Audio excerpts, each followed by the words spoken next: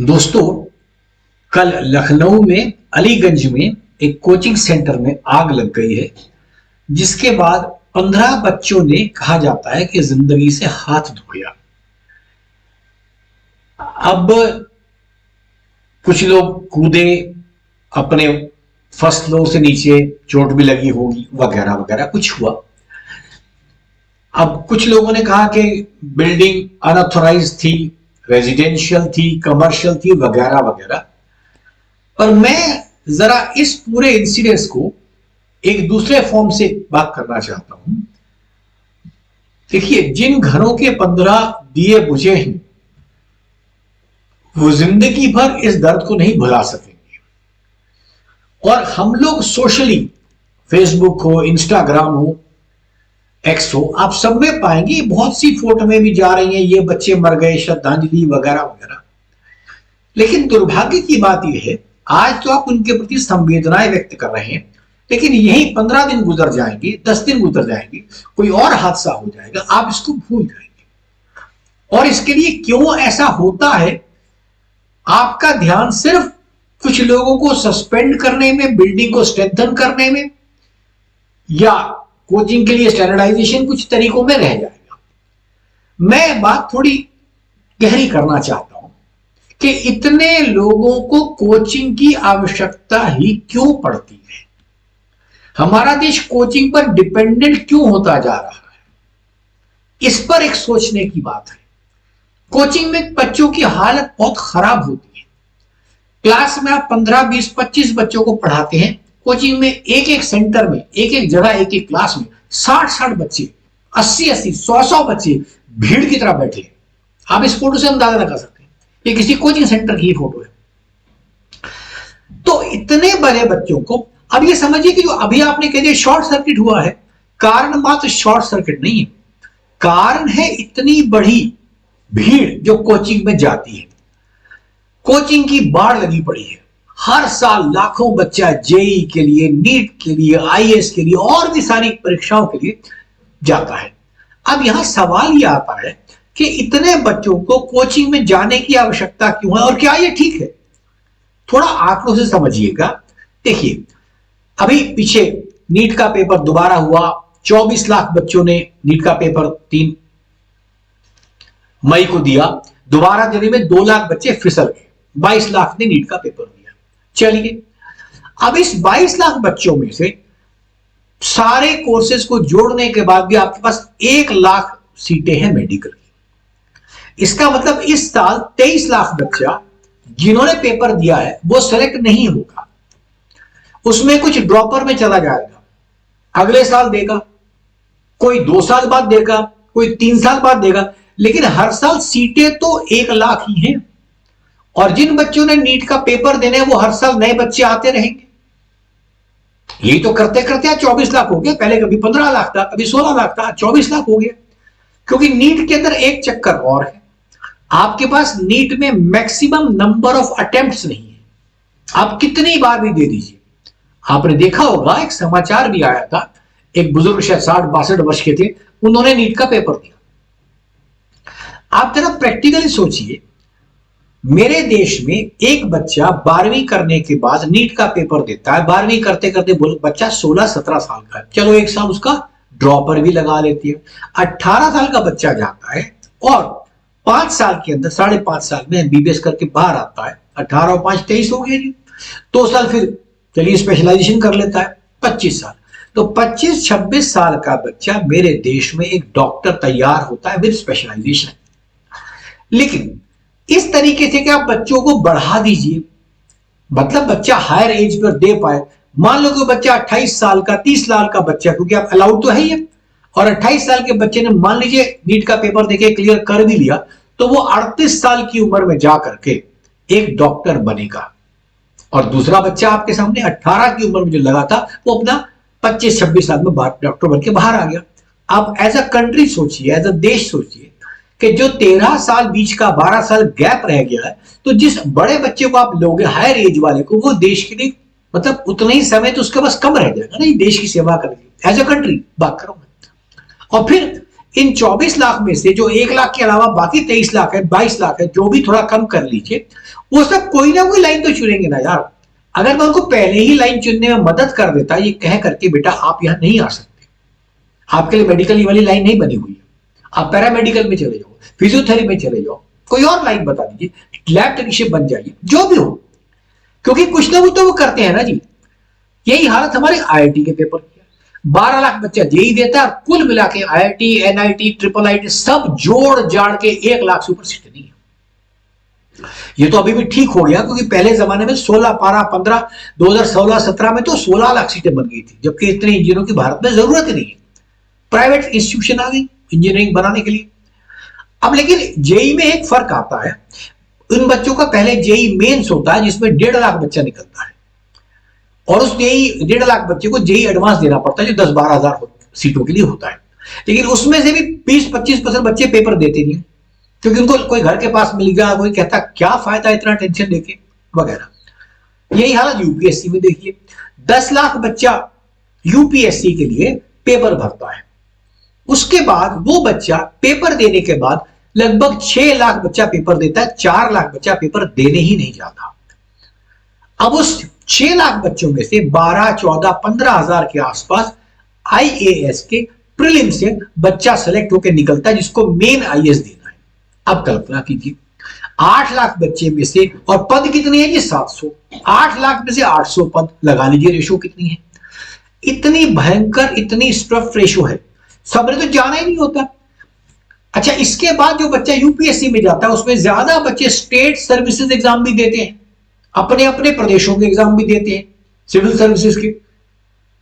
अब वो भी देते हैं, उसमें कहीं निकल जाते हैं। हम कहीं पर बीच में ये क्यों नहीं जज कर सकते कि मेरे को कितने बच्चे, चाहे आईएएस, सिविल सर्विसेज के चाहिए, प्रदेश में कितने चाहिए, उसका 5 गुना करो, 3 गुना कर लो यार, उतने बच्चों से ही पेपर दिलवाइए, उनको पहले छांट दीजिए। क्योंकि बाद में भी जो बच्चा सेलेक्ट नहीं होगा उसे कहीं ना कहीं तो जाना ही है। अगर उसको पहले ही रास्ता पता लग जाता है, मान लीजिए मैं आईएएस का पेपर देता हूं, मैं 4-5 साल आईएएस का पेपर देता हूं, क्योंकि आईएएस में भी 30-30 साल तक आपने अलाउ किया हुआ। मैं फिर वही बात, देश की बात आती है, जो व्यक्ति 6 साल में 5वें 6ठे अटेम्प्ट में आईएएस में निकलेगा, वो देश को 5 साल कम ही देगा ना जी। क्यों हम इतना करें? तो इतने हम क्यों नहीं ऐसा कर सकते, पहले ही छांट लें, मुझे टोटल 1 लाख इंजीनियर चाहिए, मैं 4 लाख से पेपर दिलवाऊंगा, मेरे पास 1 लाख मेडिकल सीटें हैं, इसमें मैं 4 लाख सीटें को एग्जाम दिलवाऊंगा। बाकियों को पहले ही आप अंडरस्टैंड करा दीजिए कि बेटा आपके लिए लाइन है मेन मेडिकल नहीं है, आप पैरामेडिकल में जाइए, कुछ करा दीजिए उनको, क्योंकि अदरवाइज तो कुछ करने ही वाले हैं ना। ये तो है नहीं कि बार बार वेट करके हो जाएगा। इस बात को समझना, करते करते सारा फायदा किसका है? बिजनेस इंडस्ट्री का। आज लगभग 70,000 करोड़ की इंडस्ट्री बन चुकी है, और ये उम्मीद है कि अगले 2 साल में 1 लाख करोड़ को क्रॉस कर जाएगी। ये इंडस्ट्री का फायदा हो रहा है, लेकिन मेरे देश के युवाओं के लिए नहीं है। आप सुनिए, हम बड़े गर्व से कहते हैं हमारे देश सबसे बड़ा यूथ कंट्री है। ये यूथ 10 साल में बूढ़ा करा दोगे यार, मैच्योर करा दोगे, लेकिन उस यूथ को आप यूज ही नहीं कर रहे हो। आपने झोंक दिया उनको इन कॉम्पिटिटिव एग्जाम में। और यूपीएससी वगैरह की तो खास बात मैं आपको बताऊं, आप अपने आसपास के देशों को देखो, इतना क्रेज ना बांग्लादेश में है, ना पाकिस्तान में है, ना भूटान में है, ना नेपाल में है, जितना क्रेज हमारे यहां यूपीएससी का हो गया। हमारे यहां क्योंकि हर के दिमाग में बढ़ गया है कि मुझे जॉब करनी है। अरे भाई, एंटरप्रेन्योरशिप इतनी अच्छी है, वहां कीजिए। और ये भी आप जान लीजिए, कई बार पॉलिटिकली बात आ जाती है कि इतने करोड़ रोजगार मिले, जितना रोजगार स्मॉल स्केल इंडस्ट्री वाली इंडस्ट्रीज देती है और मीडियम स्केल इंडस्ट्री देती है, उतना कोई नहीं देता। एंटरप्रेन्योरशिप पैदा कीजिए, बच्चे हमारे बहुत तेज हैं, लेकिन आप रास्ते रोक देते हो। यहां देखिए, अब परेशानी बचपन से थोड़ा लेके चले। जो बच्चा आईएएस करने की तैयारी करता है, इंजीनियरिंग करने की तैयारी करता है, वो कुछ एक लेवल को क्रॉस कर गया। उससे पहले छोटे स्केल में हमारे बच्चों की एजुकेशन बहुत खराब है। आप जानते हैं, पिछले दिनों आंकड़े भी आए थे कि हमने लगभग 90,000 स्कूल बंद कर दिए हैं। आप उसको कहेंगे मर्ज किया है, और उसमें टीचर नहीं है। आज की तारीख में भी स्कूलों के अंदर 3.5 लाख से ऊपर टीचर्स की वैकेंसी खाली है। इतनी वैकेंसी खाली है, लेकिन सरकार उनके लिए, कभी आज पेपर नहीं हो रहा, कभी ये नहीं हो रहा, लेकिन असल में सरकार के पास देने के लिए पैसा ही नहीं है। तो उस चक्कर में टीचर नहीं है, लेकिन फिर भी जो छोटे स्कूल पहले हुआ करते थे या आज भी जो चलते स्कूल है, उनमें क्या है, बच्चे बहुत ध्यान से पढ़ते हैं। आप छोटे स्कूल के छोटे बच्चों को ज्यादा परेशानी नहीं पाएंगे, क्योंकि बच्चा उस समय जब तक वो उस डेवलपमेंट में होता है, 7 8 10 साल तक का बच्चा, 10 साल तक के बच्चा जब टीन शुरू होता है उसका, तब तक बच्चा ध्यान से पढ़ लेता है, उसकी डिस्ट्रैक्शन कम होती है। लेकिन यहां पर सबसे बड़ी इंपॉर्टेंस है कि इस उम्र तक के बच्चे को टीचर प्रॉपर साइकोलॉजी के साथ पढ़ाए। अब हमारे इसके बाहर होना है, हम हर बच्चे को एक ही ढंग से पढ़ाना चाहते हैं, कॉपी में लिख लो 2 + 2 4, जो भी पढ़ाना चाहते हैं एक ही ढंग से पढ़ाना चाहते हैं। जबकि साइकोलॉजी, साइंस, न्यूरो साइंस ये बता चुकी है हर बच्चे के पढ़ने का ढंग अलग होता है। उसमें 3 ढंग महत्वपूर्ण होते हैं। कुछ बच्चे ऑडिटरी होते हैं जो सुन करके अच्छा पढ़ सकते हैं, कुछ देख करके अच्छा पढ़ सकते हैं, कुछ हाथ पैर चला के अच्छा पढ़ते हैं, अलग अलग तरीके। अब कम से कम सरकारें नहीं कर रही हैं, हम तो अपने बच्चों के लिए सोच सकते हैं। मैं तो अपने बच्चे के लिए चाहूं कि मेरा बच्चा कौन सी लर्निंग मेथड का है, क्योंकि मेरा बच्चा है जी, सरकारों को उससे कोई लेना देना नहीं है, इस बात को समझिए। अब वो टीचर जो पढ़ाते हैं उनको सिर्फ अपनी नौकरी रह जाती है, क्योंकि वो शौक से नहीं आए हैं, वो अंग्रेजी के शौक से आए। 4 जगह सिलेक्शन नहीं हुआ, घुमा फिरा के मैंने पेपर दे दिया, टीईटी का, एनईटी का, रो दो के पास हो गया, मुझे नौकरी मिल गई। मैं देश नहीं बनाने वाला। लेकिन ऐसे टीचरों को कई बार बड़ा गर्व होता है कि जी हम तो देश को बनाते हैं। उनके मैं सिंपल सवाल पूछता हूं, आप 8वीं क्लास के बड़े बच्चे से, आपके घर का बेटा बेटी है वो, क्लास के बच्चे है वो, उनसे आप पूछिए क्या वो टीचर बनना पसंद करेंगे? आपको हकीकत पता लग जाए। ये वहम है, गुरु देवा गुरु ब्रह्मा, पुरानी बातें हैं। किसी समय पे गुरु की बड़ी इज्जत थी।